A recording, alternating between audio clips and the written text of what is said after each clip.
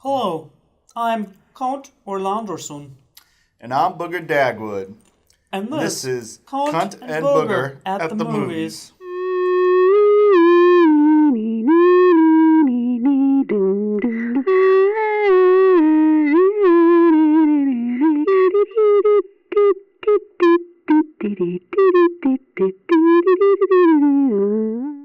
Hello. Today we will be discussing the underappreciated masterpiece, perhaps the most important horror film of the last 30 years, Jason Lives, Friday the 13th, Part 6, released in 1986 and directed by Tom McLaughlin. The film is most certainly the exact point at which horror films became self-aware and became a meta-commentary upon themselves and the genre, with references stretching all the way from the earliest Universal monster films up until the films in the very same series, the Jason Voorhees films. There's a lot of them, but Yes. I think this one is, everyone knows the first one, because the first one, Jason really wasn't the bad guy. Yes. Spoiler alert if you haven't seen it. Yes, 40 years Kevin later. Bacon is in the film. It's the mom. It's the mother, and Kevin Bacon gets stabbed through the neck with an arrow. That's in the Freddy movies. You're getting confused, cunt. So this one, the sixth one, Tommy Jarvis, who I guess was in the fifth one, I can't remember. He and his friend escape from the mental house or something, and they go to the cemetery to dig up Jason's body for some reason because they think they're going to kill it again, which was stupid because he was already killed. So they dug it up, and then they dig it up, and it's just like this nasty maggots and stuff in there, and they do it during a lightning storm because they're idiots. Lightning goes down like he does with the Frankenstein, brings Jason back to life, and then he goes ham on a whole bunch of The counselors. whole opening sequence is rife with references to classic Universal monster films. Yes, Especially like Frankenstein. Frankenstein especially, but also the way that the set is shot and constructed calls to mind Dracula, The Invisible Man, and several Wolfman. other films. Yes, All Wolfman. that stuff. And so The Bride of Frankenstein. In fact, the self-referential humor in this film is very clearly directly descended from The Bride of Frankenstein, which should be considered perhaps the first genre deconstruction. yeah. Yes. But anyway, he comes back and killed a bunch of randos at first. And Very high body count.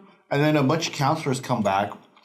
And I don't know why you'd leave 30 small kids with these 4 idiots Yes. who look like they're 18 or 19 themselves in the middle of nowhere. But Jason just starts killing everybody. A very bloody film. There's one cool scene where the main character's dad, the sheriff, he's fighting Jason, and Jason just kind of goes like that and folds him in half backwards. yeah. That's brutal. There's a line in the film in which a woman says,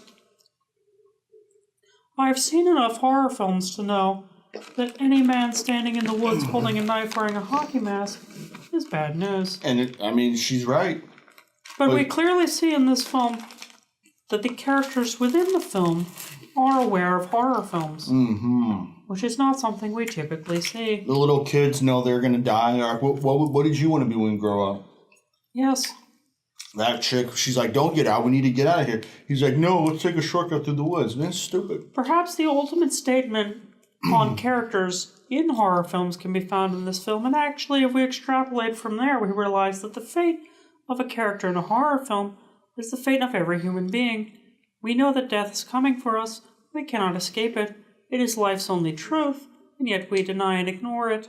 In the film, we cut from a shot of a child lying in bed with a copy of Sartre's No Exit on his chest to is it a hamster or a guinea pig? I believe it is a hamster. A hamster. Running in a wheel, trapped forever. Wait, so that hamster was related to the book? Yes. I didn't get that part. As Lorca once said, hell is other people. Orca? Yes. Like the whale? It's the poet whale. Oh. Yes. It's really fat. Yes. So, there's a really cool death where one of the counselors, the only male counselor, is doing some random girl from town, I guess. I don't know where she appeared from. The woman in the Winnebago. Yeah, and they were in Winnebago for some reason. Like, they could have been just taking a car or whatever. They're doing it in the Winnebago, and someone pulls out the cord for the power. They go out to check, see it's been ripped. It's the same with the premature ejaculation. Yeah, they pull the cord. They see the ripped cord, and they know someone's been tampering with it. Get back in, drive off, but it's too late. Jason's already in the bathroom. He pulls the chick in and slams her face through the wall. And then he kills the dude, the flip, and there's all this chaos. Yes. It's awesome. And much like T-1000, he emerges from the burning wreckage triumphant. Does he? Yes, he pushes the... I don't remember that at all. Jason pushes the door off of the trailer and emerges and stands on top of the Winnebago amidst the flames. Oh. Yes. I remember that. Yes. But... Hey, you can't really stop Jason. Yes. And they shoot him a bunch of times, doesn't do anything. Doesn't. And apparently, this is the first film in which Jason is shown as a supernatural being. Is it? Yes. What's he shown at in the other ones? A man in a hockey mask. I don't know. Yes. Oh my goodness, cunt. Why would you do that? This film was clearly a major influence on Stanley Kubrick's Eyes Wide Shut.